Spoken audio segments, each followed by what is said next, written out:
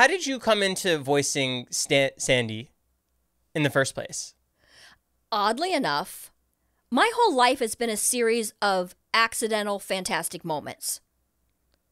So I had been auditioning in LA every day, all day, every day, Monday through Friday, in animation, commercials, on camera, whatever. I did a bunch of sitcoms, trying to do everything, right? And I could not book animation to save my life. I just couldn't. I always had callbacks, but I never seemed to get the job. Well, maybe here and there, but nothing like great.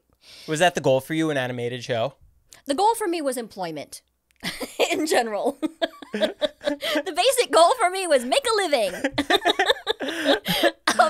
But I was on the sidewalk in Los Feliz with a friend of mine named Quentin Flynn, who's a phenomenal voice actor. Well, phenomenal voice, just actor, musician, all of it, all the way around. But anyway, we were on the sidewalk in Los Feliz, and he ran into a friend of his, and we were all chit-chatting. And she said to me, "Are you an actress?" And I was like, isn't everybody in LA? I was like, you know, it felt so like, I don't know. It just felt weird. And she said, "No, do you have representation?" I'm like, "Yes." And she said, "I have a project I'm working on, and you have such a great sound. I'd like to bring you in for it." And I'm like, okay, because everybody here is so full of malarkey. I mean, I feel like there's so much that people say and they don't ever follow through. And it's Hollywood, baby. It's Hollywood, and it gets so old. And her name is Donna Garillo. Donna, forever. Thank you. You know, like unreal. She called me in, and it was SpongeBob.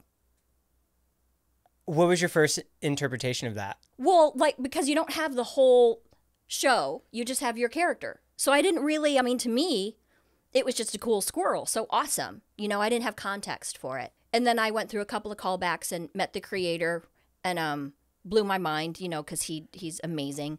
And I still to this day, it's so bizarre. Like, I actually got the job. What? Huh? Was the show on Nickelodeon at that time? It hadn't aired. Sorry, not on Nickelodeon. Was it greenlit for Nickelodeon? Correct. So they were already looking for who to star in it. Yeah. Wow. Yeah. When you got that call, what'd you think? It was mind-blowing. I immediately went from, oh my goodness, I landed a series finally, and how am I ever going to really do this well?